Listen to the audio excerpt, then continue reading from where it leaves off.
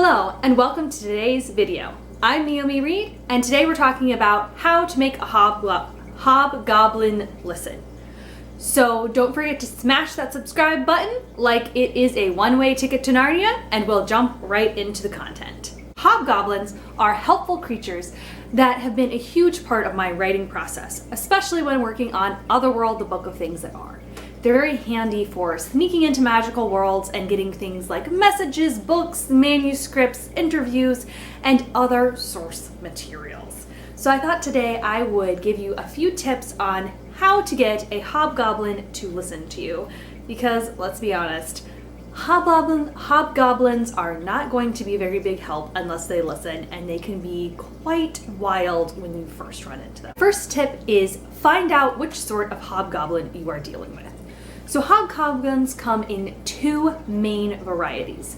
The first, and I'm going to read it because it's a little bit long, is called Common Humanoidal Domestic, which is of European origin but now exists all over the earth. The second, and again I'm going to read because it's dimensional non-native, and these two types of hobgoblins are very different.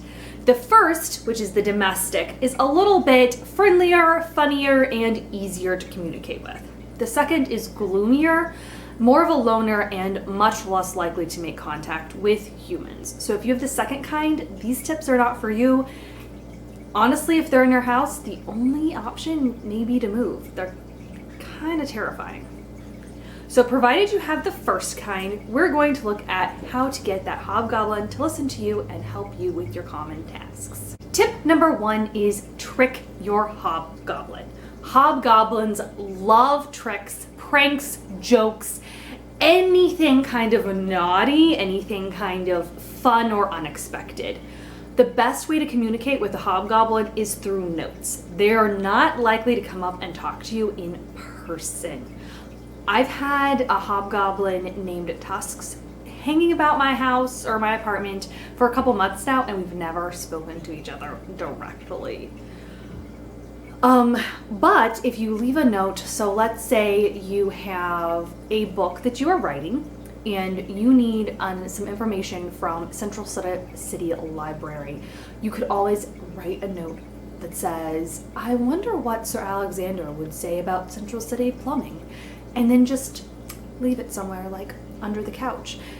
Hobgoblins are going to be driven crazy wondering what the answer is until they find the material and bring it back for you to find out themselves. Another good thing is to dare a hobgoblin. Like, you could write on a note, I dare you to fold all this laundry in 20 minutes. And who knows, they just might. Number three is to bribe a hobgoblin.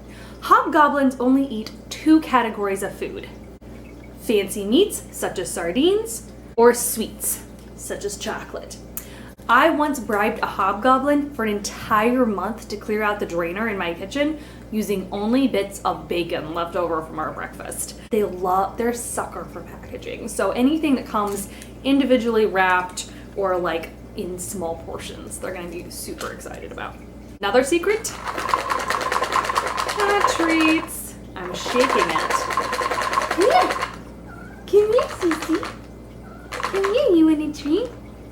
Are you gonna get up where the people can see you? Yeah. Yeah. The hobgoblins are hiding because they know I'm filming, but this little gremlin here, she's not shy. Number four is give your hobgoblin a name. Hobgoblins aren't usually named in their packs the way that humans get names basically at birth. And they're kind of sensitive about it. Like, imagine if a group of hobgoblins just kept calling you, hey human, or that girl. Like, it would get annoying real fast. So if you give your hobgoblin a name, it's gonna be a really great way to make it feel safe and welcome at your home. I happen to have a couple hobgoblins that hang out. And let me see if I can focus it on that. Oh, yeah. Okay. These are all hobgoblins that kind of hang out with me, and I can't get a photograph of them because obviously they're very sensitive to being in the media, but I did draw up a little sketch. My final tip is spoil your hobgoblin so they will love you and you only forever. Hobgoblins are mistreated and misunderstood in a lot of houses. They are chased away with mouse traps or brooms through their nests, and they're often considered pests or unwelcome nuisances. If you want to make your home a haven for hobgoblins, then it's important to be mindful of them. They're very sensitive to bright light, so turn off the lights in whatever room you're not in, especially at night. They're very wary of visitors, so announce when people are coming over. The main thing that hobgoblins love are fairy tales and children's stories, which is why they tend to help out children's authors or families that read aloud most often. So if you read a nice, soothing, fascinating tale at the end of the day every day, you'll find yourself with a lot of helpful hobgoblins. Who knows, you may just wake up and they've cleaned the entire house. And if they haven't done anything that you can see, sometimes hobgoblins clean and then they're so happy they have a party and mess everything up. But hey, sometimes that's what it's like living with a hobgoblin. As someone who has the pleasure of living with a pretty rowdy half dozen or dozen or so hobgoblins, I can say they're some of the friendliest of the magical creatures and most easy to communicate. So the main thing is to just take fate by the hands and reach out to the hobgoblin in your area. Who knows? Like my little North American gremlin Cece, they might become a major part of your life. Thank you for watching today's video. If you're subscribed to my newsletter, that is going into your inboxes shortly.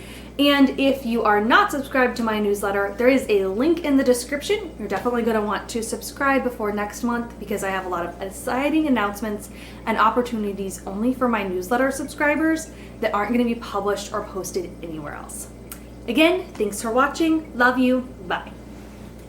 I'd gotten the treats out to prepare for the video and she was very upset that they were out and she wasn't getting one. So I told her that she could have one while we were filming.